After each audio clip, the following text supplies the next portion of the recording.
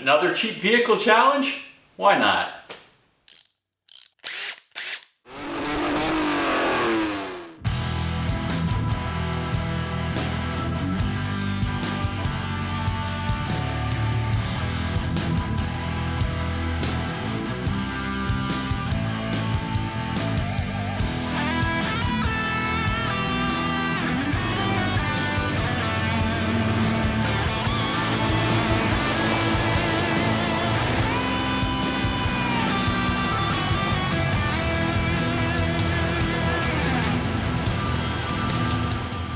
Welcome back to the Auto Obscure Garage. Chadwick with you again for a new project. Believe it or not, it's another cheap car challenge, or cheap vehicle challenge, or cheap truck challenge in this case. A month and a half ago, a couple months ago on the podcast, we threw the idea back and forth of getting cheap overland vehicles, building them up for a very restricted budget, of course, and going on a little adventure, including a long road trip, camping, off-roading, that kind of stuff.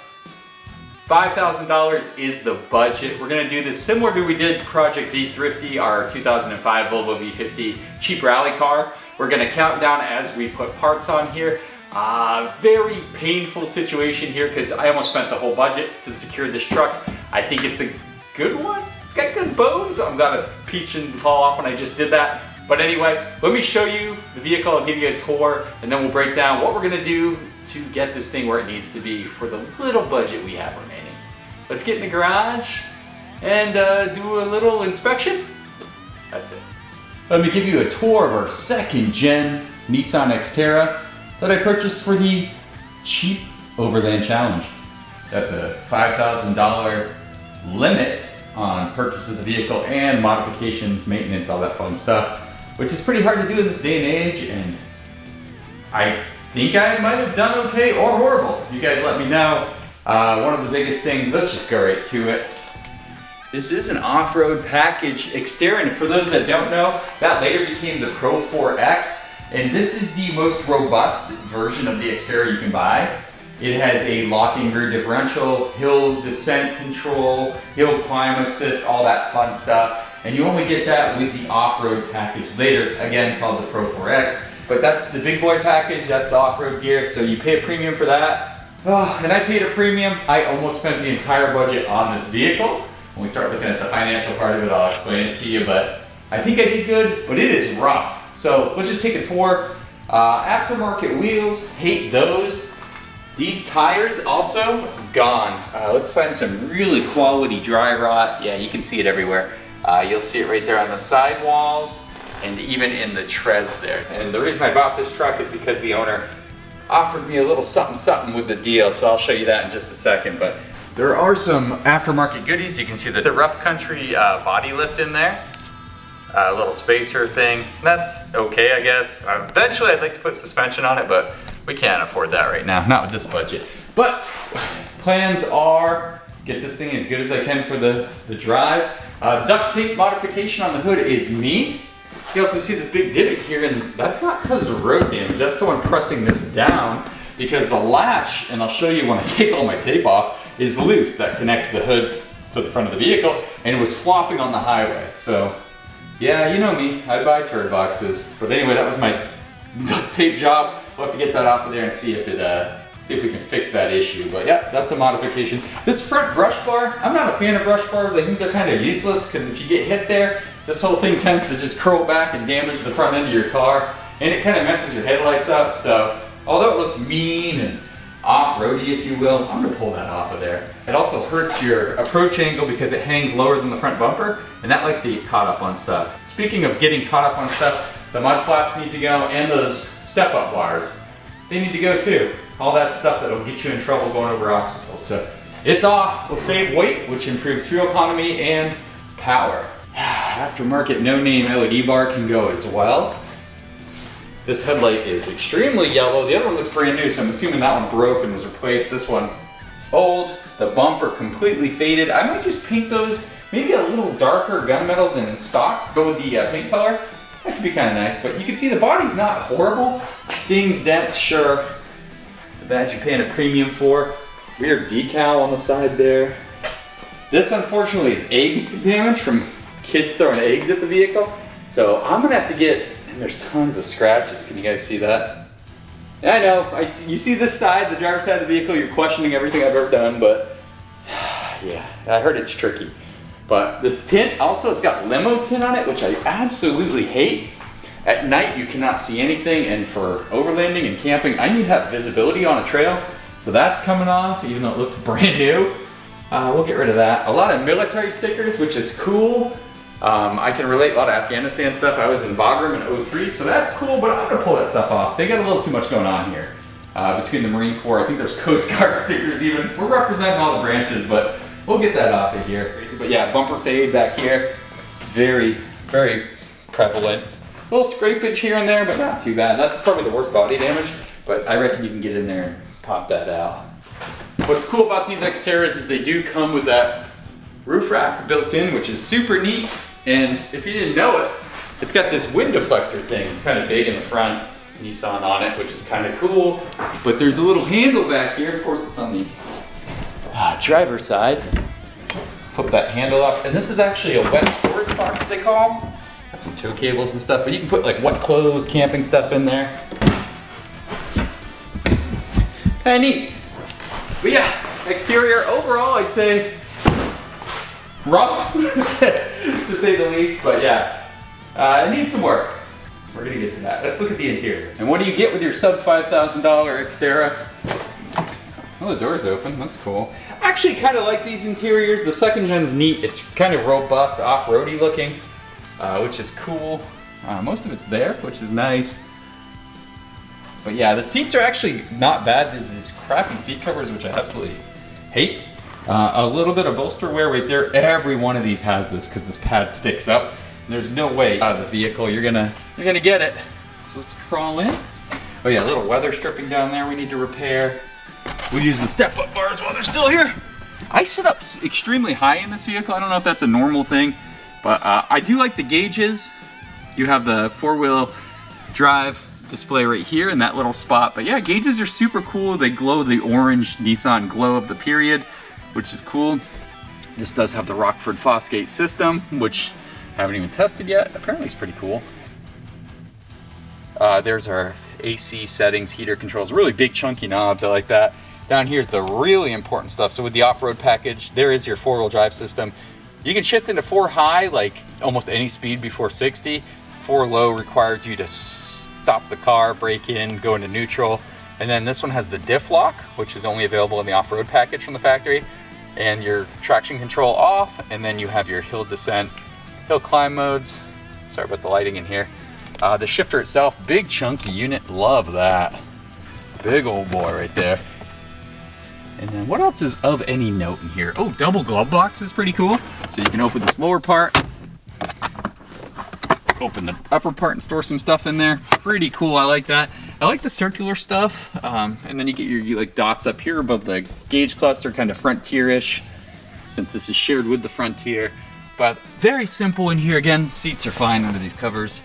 Very rough fabric, lending to its off-road kind of character. I like that. But yeah, it's good. Space, pretty good. Back seats I can actually sit up in. Legroom's kind of a premium. It's a little tight because it's a shorter vehicle, but plenty of room in the back for me to sit. One of my favorite features is how the Nissan Xterra looks like a two-door, for those just glancing at it, and it's kind of a carryover from the early Pathfinder design. You got a handle up here, and then it's kind of a narrow door. I do like the window, how it's divided like that. But once you climb up into the cabin here, it's spacious back here. Leg space, not the best, but lots of headroom for me, which is important. But yeah, these seats are also really notable because, let me show you, you can pull right here on these tabs. Once you get the front or the back seats low down, you can pull these right out. Everything removes, so it can fold perfectly flat for cargo carrying. So I really like that. I don't have enough space to open the back of the garage, but everything's hard plastics back here. I did get the privacy cover here. Some winter chains, jumper cables, some duct tape, which is really important because I use that on the ride home from purchasing the vehicle to keep the hood from going through the windshield. But it's pretty spacious back here. You get your middle seat belt for if you want to really keep that guy safe, but it's a good little truck. I'd call this probably a mid-sized truck. I wouldn't call it a compact because I own a Geo Tracker. But yeah, I like it. Very very, I don't know, how would you say it? I wouldn't say agricultural or utilitarian because it's like not that stripped down. It is kind of feature laden for a truck, but probably a happy little blend. Yeah, neat. I really dig on these Xterras. They're pretty cool. The second gen with the buffed out fenders, like it just looks cool. It just looks aggressive, you know? I actually found something really cool in the interior of the Xterra worth pointing out. But in the upper glove box, because it does have the Rockford Fosgate sound system, get a kick out of this thing. It's an iPod connector. So this would have been 2007 because this is an 08 model year. How cool is that? Like built in from the factory coming out of the glove box. You can put your iPod in there and listen to it. That's rad. That's super cool. Go Xterra. So we removed the duct tape. A lot of residue left. That's fantastic. Something more to clean up, but this is the reason. I mean, this thing, just listen to this. On the highway, 80 miles an hour, not cool. Let me pop the hood and show you the monster that actually lives under here because it's kind of respectable. I can call it a monster because I'm used to 80s and 90s trucks that have way less horsepower, but here we go. The VQ40, that's a 4-liter V6. Kind of a punched out 350Z motor if you think about it. But here's the real issue here is whatever goes here, that holds, and I gotta do some research or get a photo. This is what's loose. Freaking scary stuff, guys. Because that should be nice and fixed to the hood there. So that's what locks down into your hood release. So with this part just being, I don't even know how this happens. I'll be brutally honest, but we gotta figure a solution out for that to hold that in place and make sure it's perfectly centered as well. Yeah, nightmare stuff. But under here, stock, I guess, which is nice. Some wiring, because there's some aux lighting and some other things I need to trace back and probably eliminate. But just missing the little engine cover back here. We can probably source that. But from what I can tell, this looks like an original radiator, which is shocking because you guys are watching that video. You guys are watching this video, you know the second gen Xterras had the, strawberry milkshake of death, the SMOD, and that causes some big issues with the transmission because it does have a cooler built in. I think it's on the sides of the radiator, integral to the radiator with transmission fluid going in there and getting cooled, only on the automatic versions, and then going back, even though there is an external trans cooler. What you can do is bypass this, which I don't want to do. So I do want to get a new radiator in here. That's on one of the major to-do list items, just in case, peace of mind, all that good stuff. But other than that, they did put metal lines back there. I think some of the heater core stuff is plastic and can fail. I don't know. He was telling me that some of that was replaced. I wouldn't doubt that. A lot of companies did switch to plastic componentry and that caused a lot of issues. So that might be an upgrade. But yeah, under here, we gotta see maybe valve cover gaskets, usual stuff. At least spark plugs need to be done. New air filter. I'll do brakes, pads, rotors, new fluid. I'll do all the fluids. So we'll be doing obviously engine oil, transfer case, rear diff, transmission, all that kind of fun stuff. A new coolant, obviously when we do the radiator, but battery's pretty fresh, September 25, so I'll take that. But we're just gonna check around in there. Obviously we'll find more stuff when we get the truck up in the air, but at least it's stock under here. I'd like to see that. So going underneath the Xterra off-road, you can see right here one of the features of that package is the Bilstein suspension from the factory, or Bilstein, however you want to say it. It's a pretty good upgrade over what it comes with the factory Xterras. As you can see there, they're pretty worn though, pretty old. Everything still works, but in the future, yes, I'm gonna redo an old man EMU kit probably, or something of the equivalency. We'll add a little travel and just upgrade everything. No torn boots or anything like crazy. Bushings do look a little worn from what I've looked around at suspension components, but that's okay. What else are we looking at under here? We are looking at, I wonder if this is better without a light. Yeah, it's dark, but you can still see lots of skid plates. The off-road package comes with a front skid plate there for the front of the motor, and then you have further back a transmission one and one for the fuel tank real far back there. But yeah, it's kind of beefy armor. I don't think it's the best plating, but still. Only available on the off-road one, so that's cool. A little wet in some places, not horrible, so we probably have some valve cover gasket kind of stuff to work around and take care of, but yeah, that's it. The off-road gets the special suspension, gets these skid plates, and obviously the locking rear diff's the big deal. So yeah, the Xterra has these not cool aftermarket wheels, and they're 17-inch, which isn't right. It's a 16-inch wheel that should have came on the off-road, but the owner really made it happen with these original wheels still that he had, and then he had just freshly ordered these Rubitrex by Falcon, off-road tires, brand new. Haven't had them mounted yet, but he had them with the sale. He was gonna put them on there, but didn't want to pay the whatever mountain balancing fee is. I will gladly take that out of someone's hands, and this is gonna look awesome on the vehicle. So that's a huge bonus I wanted to show you guys. Well, now it's time for my least favorite part of the intro episode of a project, the financial clipboard of doom. Let's see what I'm getting myself into, guys. Ugh, this is gonna be rough. Okay, here's the plan of attack. First off, we have to free up some funds. We spent $4,800 on the vehicle. I think it's money well spent, but we need to get some credit back in the bank account, if you will. So one of my plans, before I do what I'm about to outline for the plan, is to sell that brush guard, get that off the vehicle, and sell the old tires and wheels, since we're gonna put the OEM ones on, and the new tires that the previous owner purchased. That's a killer deal.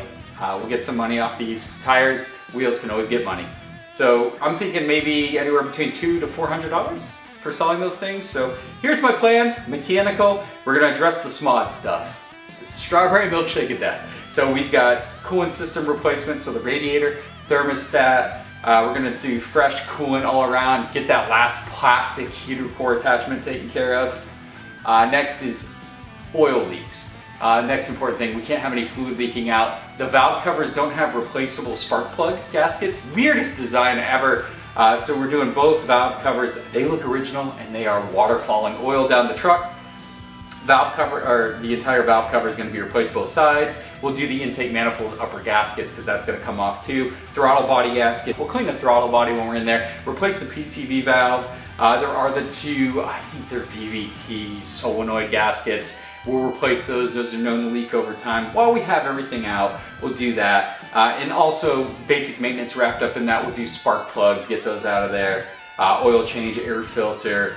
Those are fun things to do, right? So those are the maintenance items. Exterior wise, I do want to remove and sell, like I said, the brush guard, the step bars, and the mud flaps. Don't need them where we're going, guys, and I can make some money off of some of that stuff. So we'll do that. The other thing is we're gonna install some cheap eBay ditch lights. Why not? We gotta present the theme here. It's all about getting into role play, if you will. No, they're useful. Even the cheap ones can be pretty good. So we'll install a set of those. I do want to paint the bumpers and trim because they're faded horribly. That's cheap. I just have some dark gray paint kicking around. We'll try that. There is some egg damage. We gotta try to restore the paint a little bit on the other side. That's gonna be a thing. OEM wheels and tires, I already said that. The hood latch needs to be taken care of. Remember, the hood's really floppy. That's a priority item I'm gonna take care of. Interior wise, so it's pretty nasty in there. Deep cleans in order for sure. Cabin filter, that probably needs to be done. I guarantee that's the original. And then there's gonna be some miscellaneous odds and ends. The one thing that's gonna give us an issue is fluids. I can't afford to do all the fluids on the vehicle. There's a lot. You've got your transfer case, transmission, front diff, rear diff, all have somewhat different fluids, I think. I think there's some shared, but it's a lot of money if you add it all up, and we just don't have it in the budget. Do they need to be done? Yeah, of course. But integrity, we gotta play the rules of the game, $5,000 budget. So that'll be one of the things we do afterwards. And brakes, I think the brakes are okay. I'll inspect them to make sure they're not a death threat and maybe get placed higher in the priority list. But for right now, I'm gonna try to float the stock brakes through the adventure. I know, I just don't have the budget. I spent a lot of money. I wanted to secure a truck that's super capable and as nice as I can get for $5,000. I think I did really good, guys. But anyway, that's the plan of attack. I can't wait to go through this with you. I know the Xterra forums are sick. You guys have some awesome builds, but as a newbie to the platform, I kind of want to just see what I can do with it. And hopefully it's a good learning opportunity for other people to check out what it's like for a beginner to work on one of these trucks. So let's do it. I can't wait for you guys to be there with me, and we're gonna have a hell of a time with this adventure rig. So we'll see you next time on Project Xterra. Take care as always, guys.